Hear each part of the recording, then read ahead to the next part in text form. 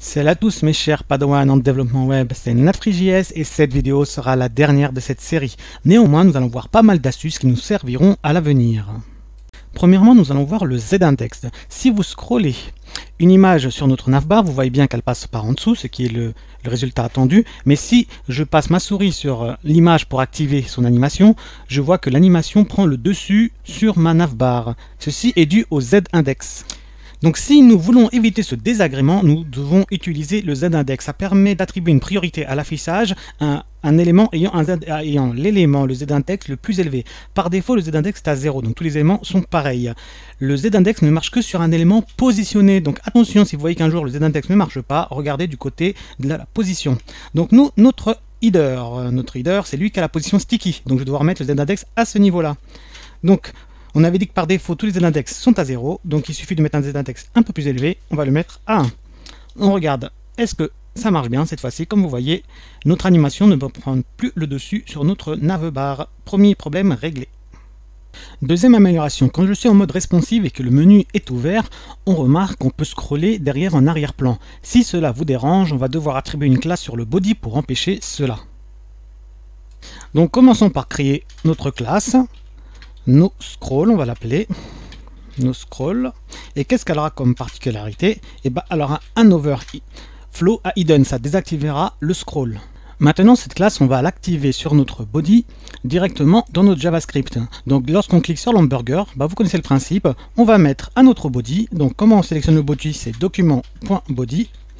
Et ben, on va lui rajouter notre classe list avec notre fameux toggle. Vous connaissez le principe. S'il n'a pas la classe, il l'ajoute, et s'il l'a déjà, il enlève. Donc notre classe s'appelle NoScroll. Voyons voir si ça fonctionne. Donc je mets mon menu et j'essaie de scroller avec ma souris. Bon, ça se voit pas mais avec la roulette de ma souris, mais c'est impossible de scroller. Voilà, deuxième problème réglé. Troisième amélioration, si vous avez des liens internes dans votre page et que vous souhaitez avoir un effet de scroll fluide, il existe en CSS un paramètre très intéressant qui s'appelle Scroll Behavior. Mais attention, il n'est pas supporté par Safari. Donc pour faire le test, nous allons mettre dans nos href, de nos liens en haut, directement des encres afin que nos scrolls fonctionnent sur nos articles. Voilà. Donc commençons. On va lui mettre donc là un href, on va l'appeler dièse accueil. Alors les href ça marche avec les ID. Donc lorsque je mets un dièse devant un nom, là ça cible un élément qui aura l'ID accueil. Et là ça va cibler l'élément qui aura un ID court. Ensuite ici, on fait pareil, il y aura un ID qui sera tuto. Et là ensuite pour finir, un ID qui aura contact. Donc ça c'est enregistré ici. Maintenant ces ID, il faut les mettre dans nos articles. Donc le premier article, il aura une ID qui est cette fois-ci sans dièse, qui sera égale à accueil. Là, est-ce que je l'ai bien écrit? Il faut l'écrire de la même manière. Oui, c'est bon.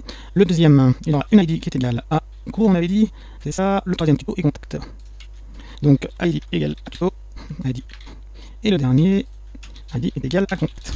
Donc, voyons voir si ça marche déjà. Donc, si je clique sur tuto, voilà, vous voyez que ici, le scroll, il est instantané. Et c'est pas très agréable. Donc, nous, ce qu'on va faire, c'est qu'on va rajouter en CSS ce fameux scroll behavior et on va le mettre sur smooth. Alors la petite astuce, oui, il faut mettre notre scroll behavior, parce qu'on le met sur le body. Et bien en fait non, sur le body ça marche pas, il faut le mettre sur le HTML. Donc vous mettez HTML, et là vous choisissez maintenant scroll behavior, et vous avez pas mal de choses. Donc nous on va le mettre sur smooth. On enregistre, et on va voir direct la différence.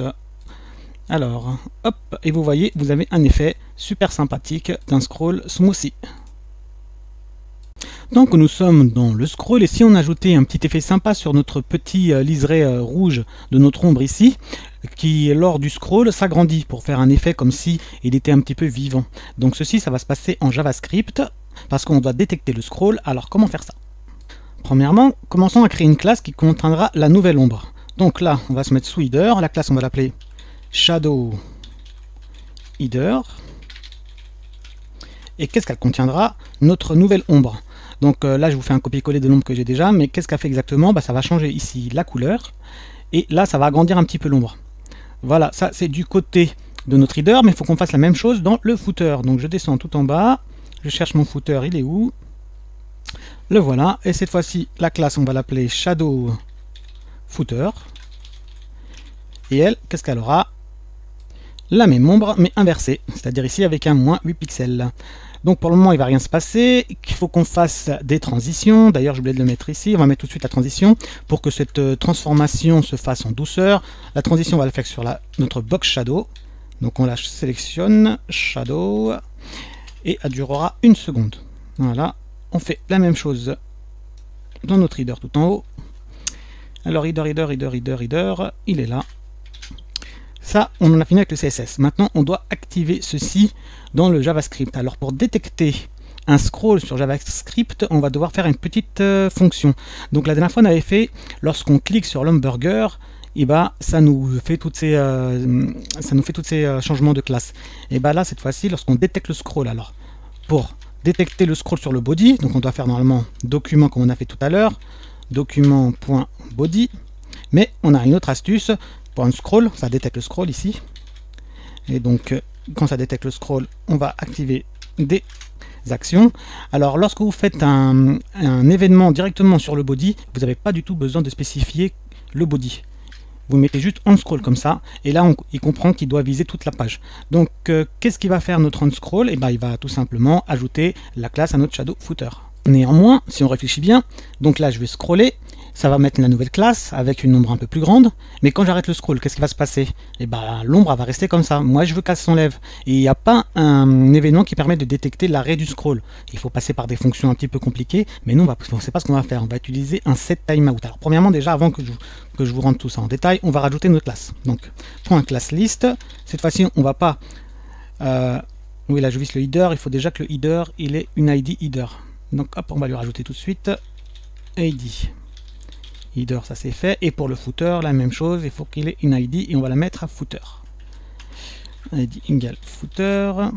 Donc ça c'est bon. Donc cette fois-ci, on va pas faire un toggle parce que ça va pas marcher. On va faire juste un add. Add, notre classe is pour le header shadow header. Donc là, ça lui rajoute. C'est pas. Oui, je sais que c'est une erreur. C'est des parenthèses que je dois mettre. Voilà. Et la même chose pour l'autre. Sauf qu'à la place de header, on va mettre footer. Donc là, footer. Ah, j'ai du mal à l'écrire. Voilà, shadow footer. Donc là, notre fonction, qu'est-ce qu'elle fait? Donc vous voyez, le liseré, je vais augmenter au max pour voir si on peut agrandir plus que ça. Vous voyez, il s'est activé, mais il ne s'enlève pas du tout. Donc nous, qu'est-ce qu'on va faire? On va mettre un set timeout pour qu'au bout d'un certain temps, il se désactive. Donc en fait, on va faire quoi? Set timeout, c'est une fonction qui s'enclenche après un certain temps. Donc vous écrivez set timeout. Ensuite, vous ouvrez les parenthèses. Là-dedans, vous mettez une fonction anonyme. C'est-à-dire, vous n'êtes pas obligé de préciser le nom. J'ouvre mes accolades. Et qu'est-ce qu'elle va faire? Elle va faire que tout ça, elle va nous l'enlever. Elle va nous enlever les deux classes qu'on avait ajoutées tout à l'heure. Donc à la place de add, on met remove. Oui, il y en a peut-être qui vont comprendre ça compliqué, mais sincèrement, les autres méthodes sur les forums sont encore plus complexes. Donc celle-ci, moi je vous dis qu'elle vaut le coup. Donc une fois qu'on a mis notre fonction, on doit mettre un dernier attribut à notre set timeout, un délai. Et là, comme l'animation dure 1 seconde, je vais mettre un délai de 1 seconde. Voilà. J'enregistre le tout, je mets un petit point virgule, et maintenant, qu'est-ce qui va se passer lorsque je scroll? L'animation va elle va se retirer au bout d'une seconde. Vous voyez là, j'attends un petit peu. Hop, et elle s'enlève. Donc à chaque fois, elle va être activée. Tant que je scroll, elle reste activée. Et dès que j'arrête de scroller, elle s'enlève. Voilà, ça donne un peu plus de vivant à votre site internet.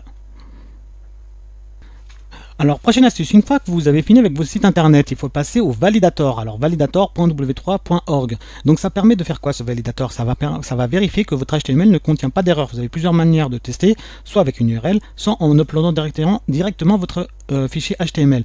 Moi, vu que j'ai déjà mis avec GitHub mon template en ligne, donc on va checker directement sur cette adresse. Donc je fais check et on va voir s'il contient des erreurs.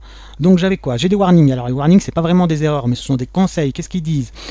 Il dit que mon texte contient des lorem ipsum, donc c'est du latin, et donc c'est pas la langue FR que j'aurais dû mettre. On s'en fiche, c'est pas important. Autre chose, il me dit que tout ce qui est article doit contenir un titre H2 ou H6. Bon, bah, c'est pas super important. Donc, mis à part ça, il n'y a pas d'erreur.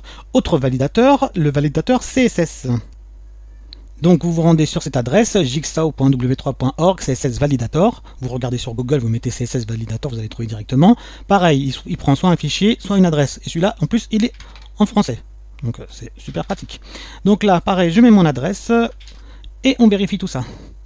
Donc il y a une erreur. Allez où l'erreur? La propriété backdrop filter n'existe pas. Ah bon, bah si elle n'existait pas, pourquoi fonctionne alors?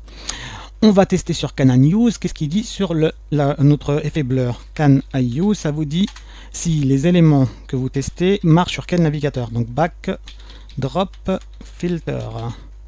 Bon, il avait déjà trouvé, il est là. Donc backdrop filter, qu'est-ce qu'il a? Il fonctionne pas sur Internet Explorer, on s'en fiche. Il fonctionne sur Edge. Il fonctionne pas sur Firefox. Il fonctionne sur Chrome. Il fonctionne sur Safari. Sur Opera, bah, il fonctionne sur presque tout le monde. Alors ici, vous voyez que sans préfixe. Alors, quand un élément ne fonctionne pas, un attribut ne fonctionne pas en CSS, vous pouvez le préfixer avec WebKit. Vous rajoutez ça devant et ça va le faire fonctionner. Donc, sans WebKit, il fonctionne à 70%. Et en rajoutant WebKit, il fonctionne à 88% des navigateurs. Donc, c'est ce qu'on va faire. Donc on va dans le style, on cherche notre backdrop, backdrop, on l'avait mis où déjà? Je pense qu'on l'avait mis, bah, je fais une petite recherche dans mon fichier, backdrop, voilà, il est ici. Donc vous faites quoi? Vous le mettez juste avant, vous recopiez la même ligne exacte, hop, et devant, vous rajoutez -WebKit. Et bien ça permet de le faire fonctionner. Voilà. Dernière astuce pour la route, si vous ne savez pas où héberger votre site internet d'une manière gratuite, je vous conseille le site Netlify. J'ai une vidéo dessus qui vous montre comment on peut mettre nos fichiers pour qu'ils soient directement hébergés. C'est gratuit, c'est super efficace, il y a plein d'options. Bon, après, je ne vous détaille pas dans la vidéo toutes les options qu'il y a, mais vous en trouverez plein sur YouTube. Et je vous donc conseille de regarder ma vidéo qui traite de ce sujet-là, ou bien d'autres vidéos présentes. Et c'est la fin donc de cette série et j'espère que vous l'avez aimé. Si vous avez des questions, allez sur mon Discord. Si vous avez aimé, mettez des j'aime et je vous dis à très bientôt pour une autre série.